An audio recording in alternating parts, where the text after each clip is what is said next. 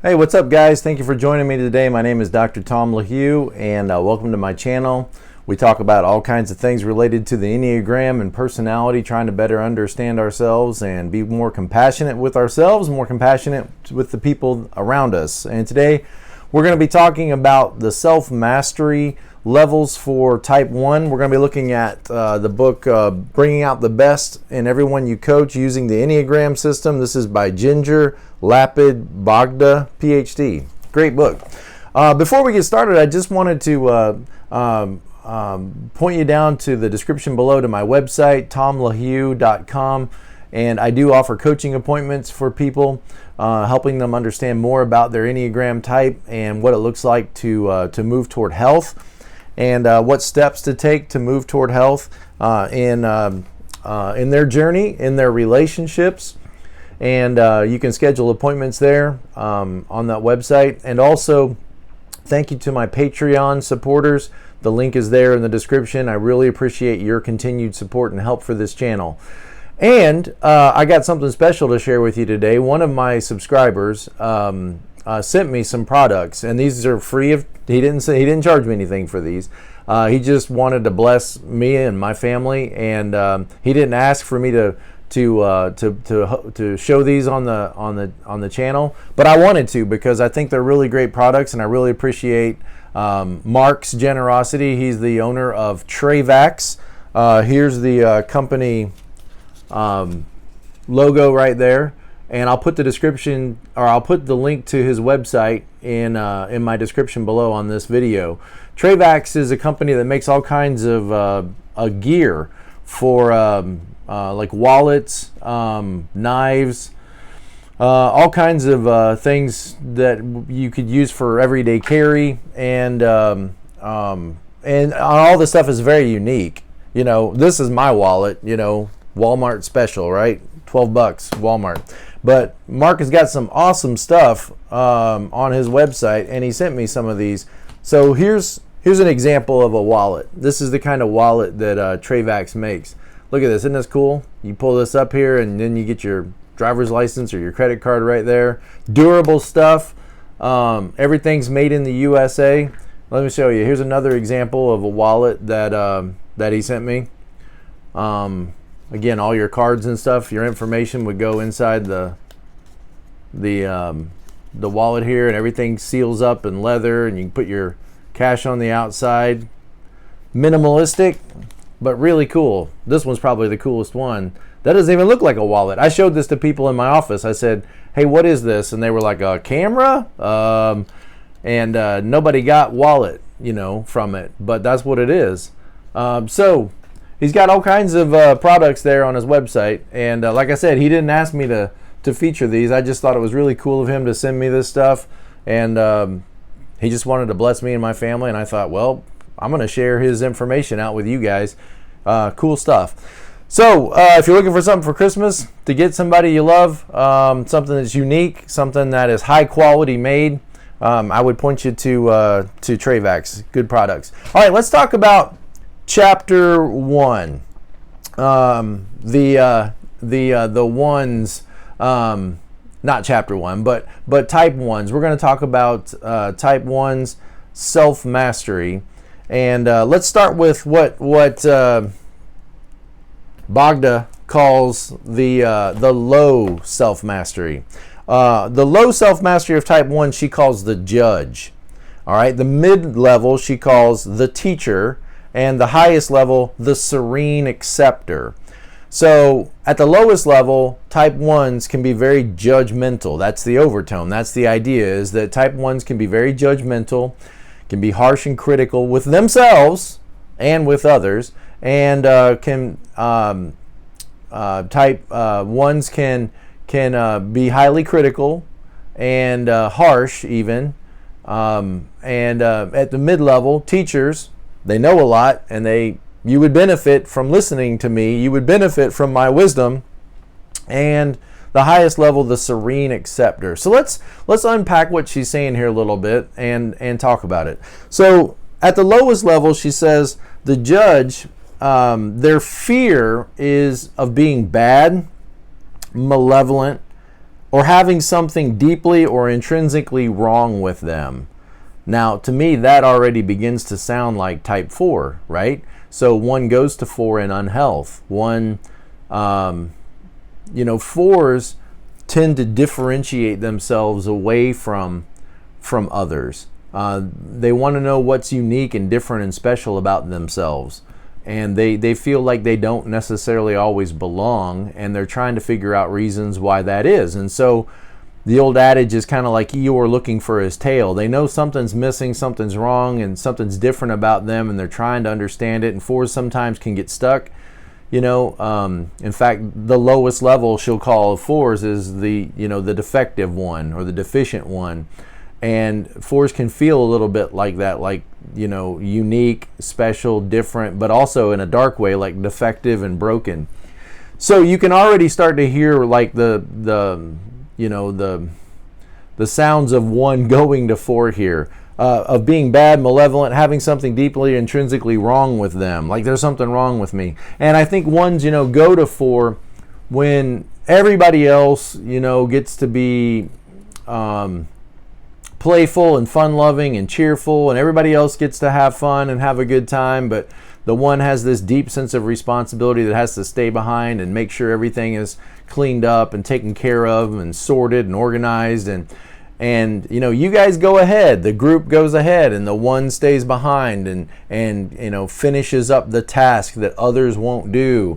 And in that way you can see 1 kind of going to 4, feeling like an outcast, feeling like they don't belong, feeling like they're misunderstood. Everybody thinks I'm angry, and everybody's angry with me for just wanting things done right. 1s and 4s both have an eye that goes toward what's wrong or what's not correct. 1s, in the sense of like this, something is out of place, something doesn't, isn't folded right, isn't put away correctly, somebody's behavior is incorrect. 4s, it's more like something is defective in this relationship, something isn't right in this environment, something could be better in this environment or in this relationship. So both have an eye to go towards what's incorrect or what's wrong. So let's keep reading what she says about the lowest level, the judge, the lowest level of type 1. 1s with a low self-mastery can be intolerant, tightly wound, inflexible, volatile, unstable, and punishing.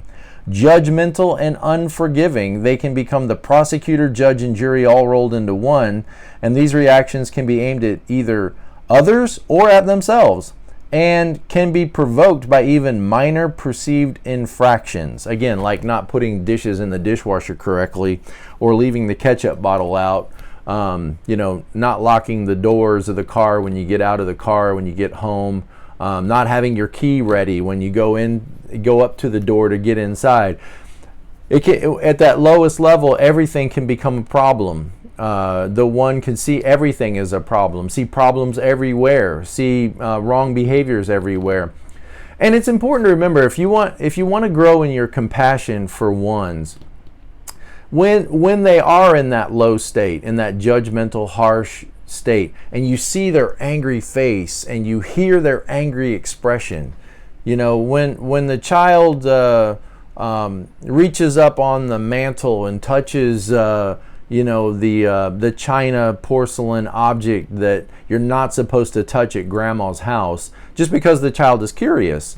Children are going to be children, and so when the child reaches up and touches that porcelain bird or that little dog statue or whatever it is, the little Halloween statue, we're getting close to Halloween, and you see that 1, just that scowl over their face and that harsh tone, and they run over to where that kid is and they're like, "Don't you touch that, put that down, you're not allowed to touch." Okay, now that can be really intimidating, that can be really frightening. You think, oh my goodness, this person is so upset, they are so angry, just look at their face, look at the scowl. What's important to remember, if you want to grow in compassion for 1s, is they're just showing you what they themselves are seeing. Okay, they're hearing and seeing that on the inside. Okay, they are hearing that harsh, condemning voice all the time. They're in their mind's eye, they're seeing, this angry face that is upset with them and upset with the world as it is. And you're just getting a little glimpse for a moment of what they live with in their head. In their head is that angry face and that scowling voice. And they're reflecting that. They're expressing externally what they live with internally 24/7 all the time. Now that ought to help you grow in some compassion for ones when you think about that.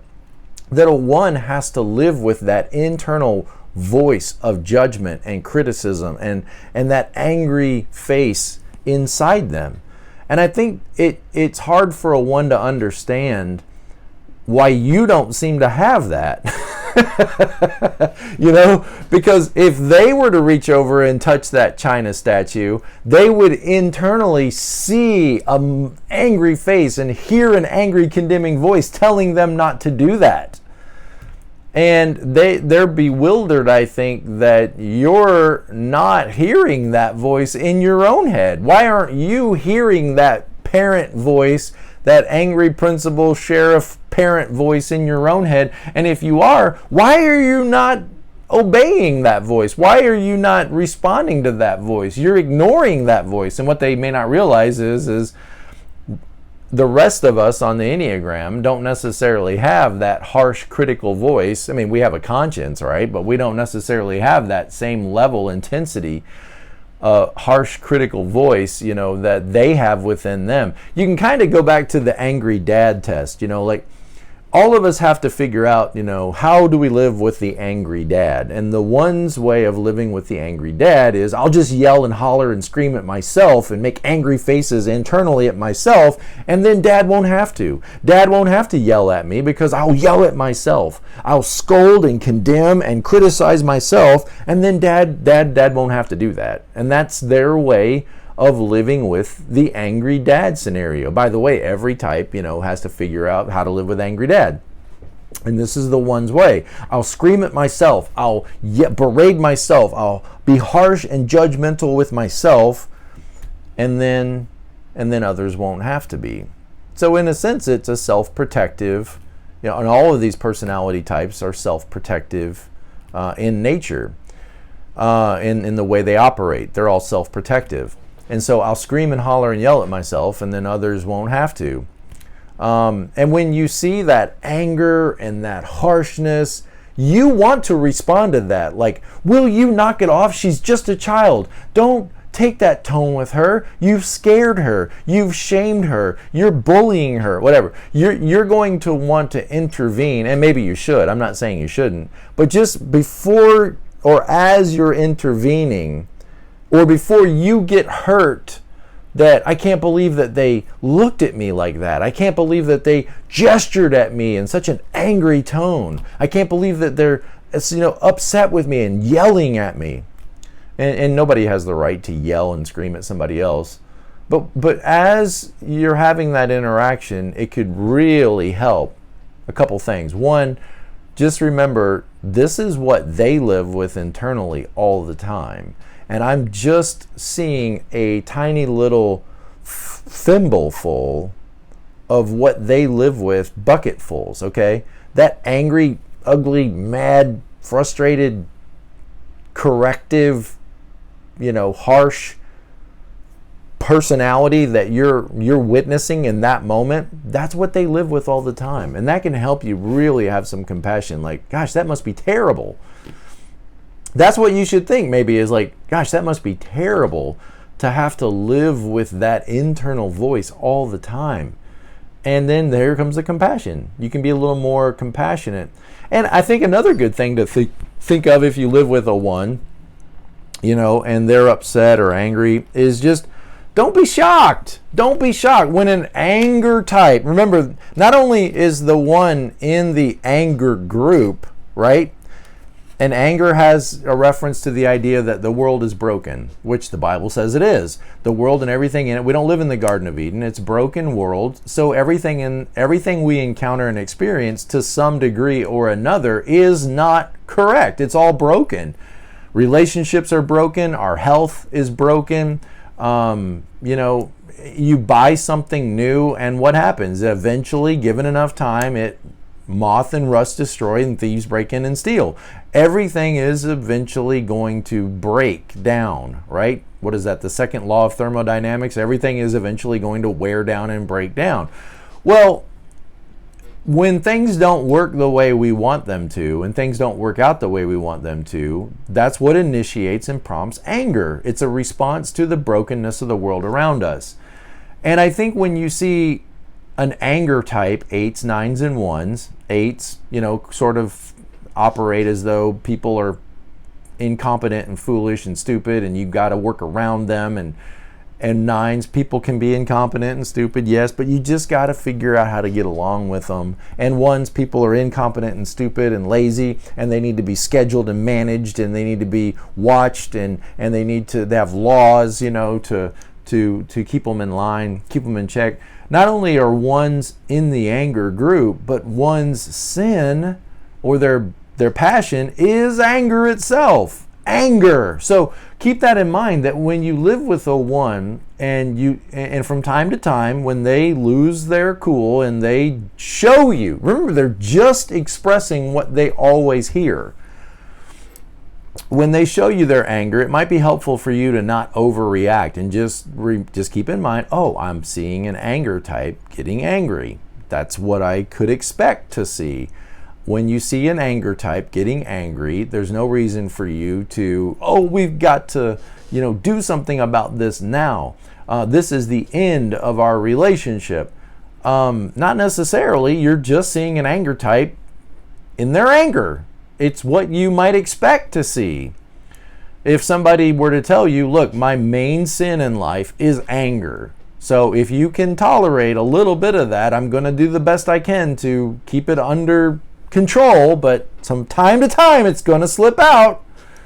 When it does slip out, maybe you can just respond. But it's all about the way you respond. Assuming that they're not being abusive and all that, of course. You defend yourself and defend your loved ones if there's abuse, but if they're just demonstrating anger from time to time, just recognize that that's what anger types do. They just demonstrate anger, and when they get angry, it doesn't mean that you need to necessarily follow them in their anger. You can just shrug it off and be like, you think to yourself, it must be terrible living with that critical voice and that critical eye all the time. And I don't want to minimize how difficult it might be living with each other on the Enneagram, because every type can be difficult when they are of low health, and every type can be fantastic when they are of great health. And man, when 1s are of great health, they are the people that you want in charge, the people that you want managing and teaching and doctoring and all of these important things, because they're so responsible. And they get frustrated when they see us, other types, not being as responsible as they think we should be. So hopefully this helps us grow in compassion for type 1s. Think of it like this. If you have a hearing problem, which I have a brother that's deaf, okay, and he tries to talk, and he does a really good job, but if you were to listen to him talk, you would notice that the way he pronounces words is different. Why is it different? Why does he not pronounce his words the same as you and I do? Because he's pronouncing the words exactly the way he hears them. He can't help but pronounce the words the same way he hears them pronounced. His hearing is not perfect, so his expression of language is not perfect. His expression of language is altered to the exact degree that his hearing is altered. He can't help but repeat what he's hearing, okay? So when you see that angry 1 losing it and losing their cool and getting angry, just keep that in mind. They are merely expressing what they're hearing, okay? They're speaking in the angry accent. And that's what they hear in their head, an angry accent. They're hearing an angry accent, a harsh judgmental tone within them. And every once in a while, now they try to keep this under control. They don't want to express this. Most ones don't want to be harsh and judgmental and critical because that's not good, and they want to be good. They do want to be good people.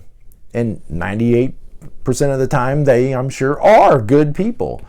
But every once in a while, that harsh tone comes out, just like my brother doesn't say his R's correctly or his L's correctly because he's telling you exactly what he hears. And so when you see a 1 losing it and getting angry and getting upset, just keep in mind they're just expressing what they're hearing on the inside. And that can be very helpful for you and I to think, wow, that's got to be awful to live with such a harsh critical judge in your head all the time.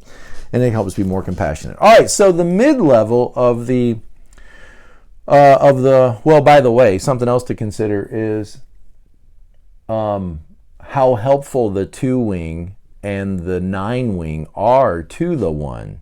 We could do a whole video, if we haven't already, on that concept. You know, if you're a harsh, critical, judgmental, perfectionistic, reforming 1, you can see why they need a 2-wing. A 2-wing is going to say, be nice, just be kind, be compassionate with yourself. Be compassionate with yourself and be compassionate with others. And then you've got the 9 that's kind of saying, relax. You know, this isn't a fight you need to get into right now. Maybe the best thing you could say is nothing. Maybe you don't need to do anything. Maybe they'll learn the lessons on their own without your sermon, without your harsh, negative, judgmental overtones. Just don't say anything. Just resolve the problem by deciding that there isn't a problem that needs your resolution. Just let it go. Just let it go. Be compassionate and let it go. And you can see why those wings are so important. And then think about where 1 goes in health. We'll get there, right? To the 7, which is relaxed and fun-loving and playful and bright side and sunshiny. Okay, let's look at the mid-level. The mid-level she calls the teacher. And it moves from a fear of being bad, malevolent, to a concern of making mistakes and being imperfect. Well, surprise, surprise, surprise, right? We're all imperfect and we all make mistakes. So, okay. Ones with a moderate self-mastery can be discerning and judgmental, opinionated and reactive, highly organized and methodical, witty and wry, but easily irritated and sometimes even resentful. If you criticize a 1, it's going to be hard for them to hear criticisms. In fact, even the suggestion of criticism can be difficult because think about it like this. There's this angry Rottweiler inside them, right? That's just going to tear them apart whenever they make a mistake. And if you point at something they did or said and suggest that maybe that was inappropriate or maybe they could have done a little better or you're not happy with their performance or you're disappointed with them, it's like a whistle blowing to the Rottweiler within them to attack. And so if they respond very defensively against criticism, no wonder it's not you that they're defending against. It's the Rottweiler in their head that is shredding them and tearing them up.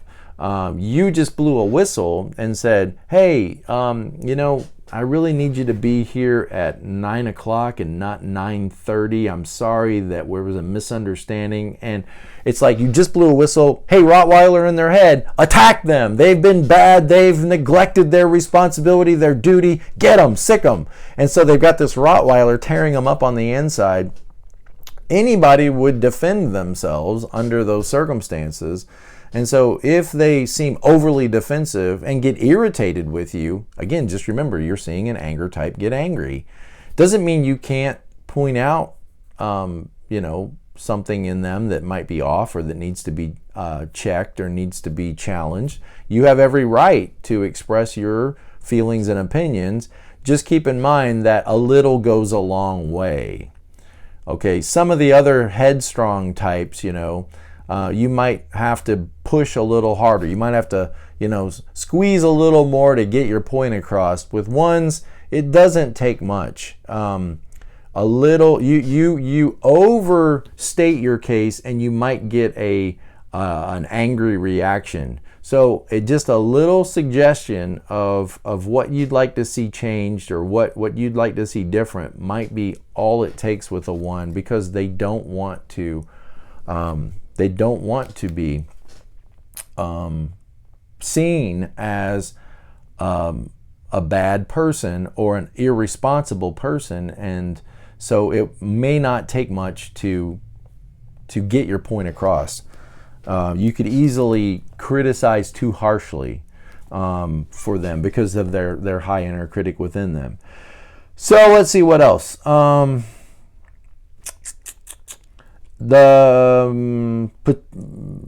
Anything that points out a mistake, that violates a one's values, their high standards, or their sense of themselves as being beyond reproach, they might react to with strong negativity. You might want to emphasize the positive in the ones, because they may not be able to see the positive in themselves very well. They tend to see their mistakes, right? So 1 goes to 7. Sevens are positive. Sevens look at the bright side. Sevens think it's all going to work out great. It's going to be fine. So moving 1s to 7, helping them move to 7, is about maybe speaking more positive and helping them see the positive within them, coming alongside of them and saying, Jack, I really appreciate you, man. You showed up, you got it done, you nailed it, man. You knocked it out of the park. Being positive with them may get you a lot farther than criticizing them. Praising them for what they're doing appropriate and right and correct, and when they nail it, might go a lot further than pointing out what they're doing that needs to change. So being positive, helping them to see the positive in themselves and the positive in others. Ones are idealists. The 1 wing 9 is called the idealist, and the 1 wing 2 is the advocate or the teacher. Ones and the mid-level is called the teacher. It's kind of like, ones have figured out the best way of doing things, and they see what we're doing that could be improved, and so they may want to share their experience and their wisdom with us, and the best way of doing things, and oughts and shoulds, and what they've learned from experience. So they might take that mentor teacher role, even when it's not appropriate, even when we're peers, or even when you're my subordinate, and yet they have maybe that teacher, which could sometimes look like a know-it-all, teacher. One of the ones, the social one, is called the owner of the truth. Owner of the truth. Owner of the truth. One absolute only truth. The right way of doing things, the right way of being and thinking. And that's a pretty big shoes to stand in, owner of the truth, the moral high ground. That's a big role to take on. And if you really believed that you're the owner of the truth, then why wouldn't you be a teacher? Why wouldn't you be correcting everyone and grading their papers? And living around a 1 or with a 1, you could kind of always feel like you're getting your paper graded, And of course, that's what they feel.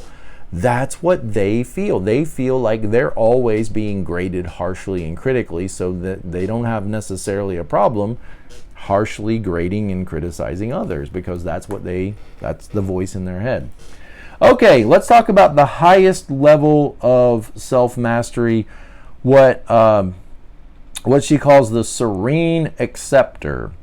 The core understanding is everything, including imperfection, is just as it should be. That the world is imperfect, and that's the way it is, and that's what I should expect to see. And, I'm foolish for thinking that things are going to be perfect. Now, it's not this nihilistic view that everything's broken, so I don't care. What's the point of any of it? It's just accepting that, maybe my family isn't perfect, but maybe they're perfect for me. Maybe they're perfect that way. My health isn't perfect, but maybe that is okay. Maybe others are experiencing the same thing, and that's the perfect journey, is to have a few broken bends and turns along the way, and unexpected, unforeseen problems, and that's just what a full life is. And so a good family has crisis in it. A good marriage has challenges. And instead of being angry at those challenges, there's an acceptance. What is it called? The serene acceptor. There's an acceptance. And really, when one learns to lean on 9 more, you know, 9s are acceptors of life. 9s don't fight with life. The rest of us fight and struggle and growl and push and shove and try to get to the front of the line in life, and 9s don't.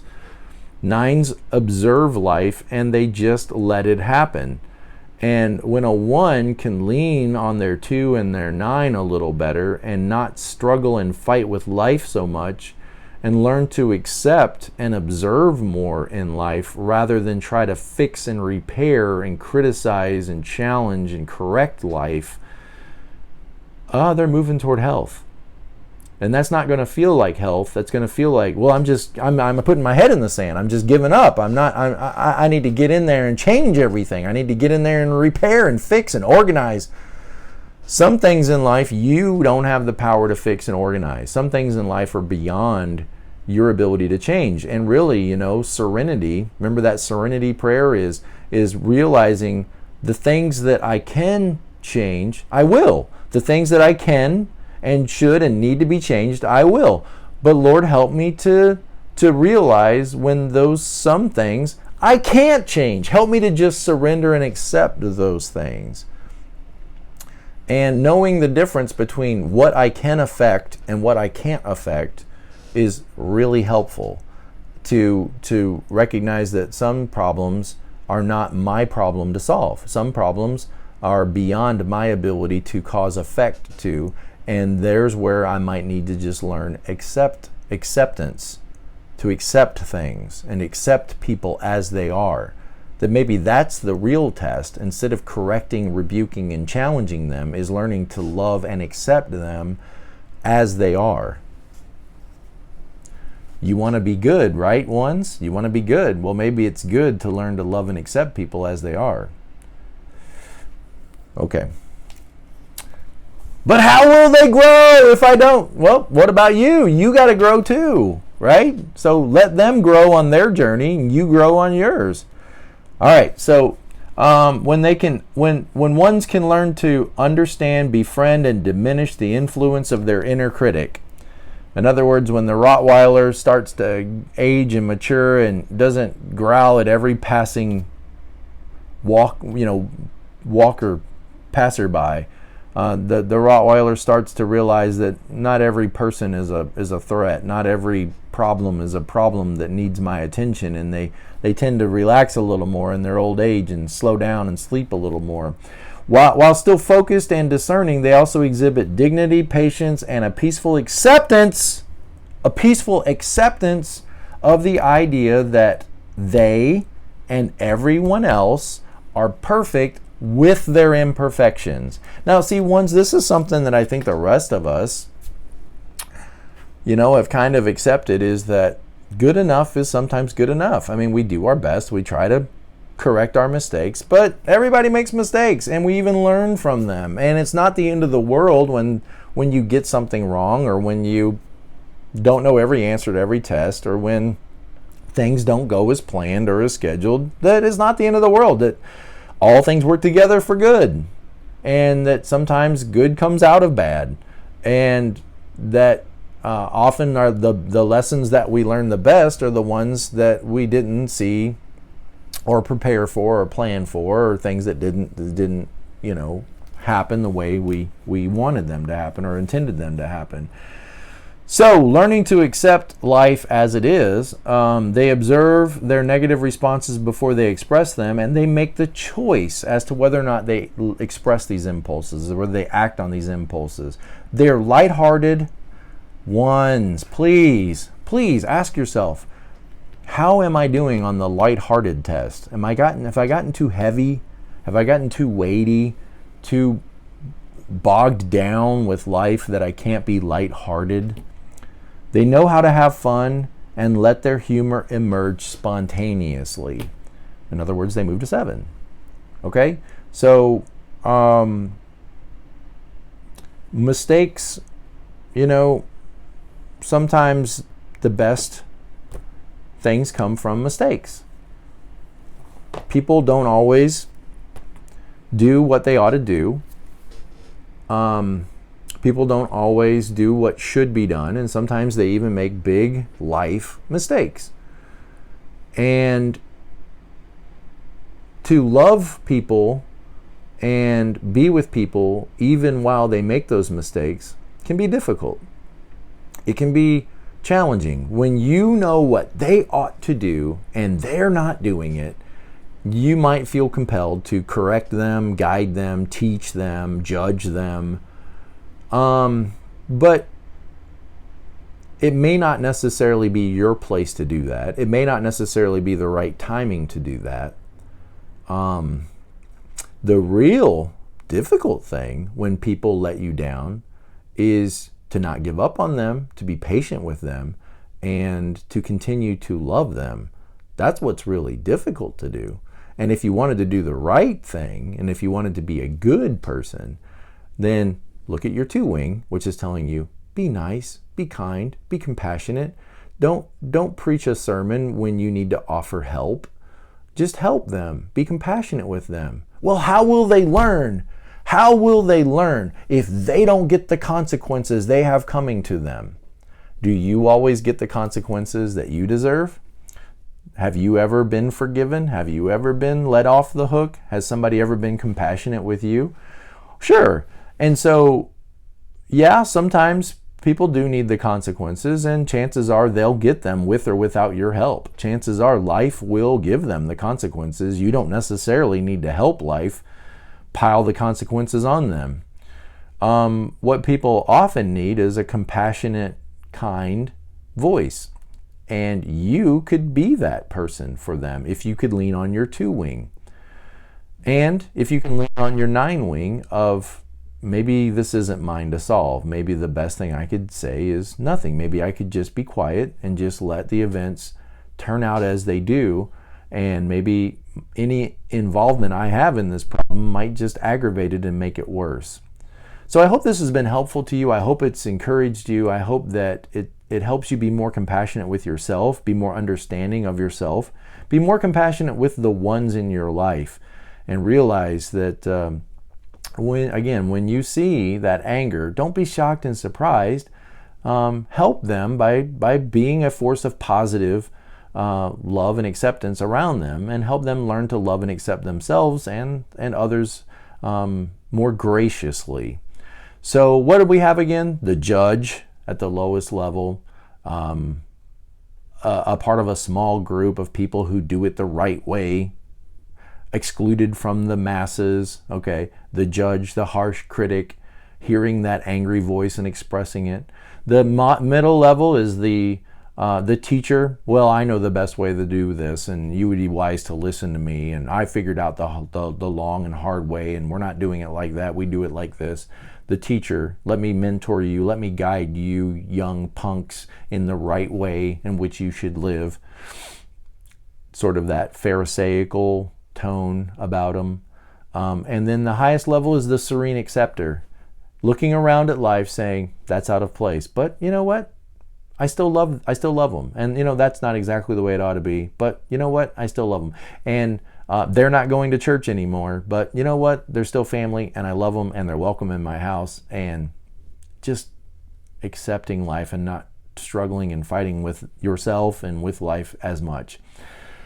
Woo! Good stuff. Man, this is good stuff. All right. Be present to life, guys. And for once, be present to life as it is. Not when it's right, then I'll be present to it. When everything's organized, I'll be present to it. When people do what they should, I'll be present to it. Go ahead and be present to it now. All right. Blessings, guys. See you next time.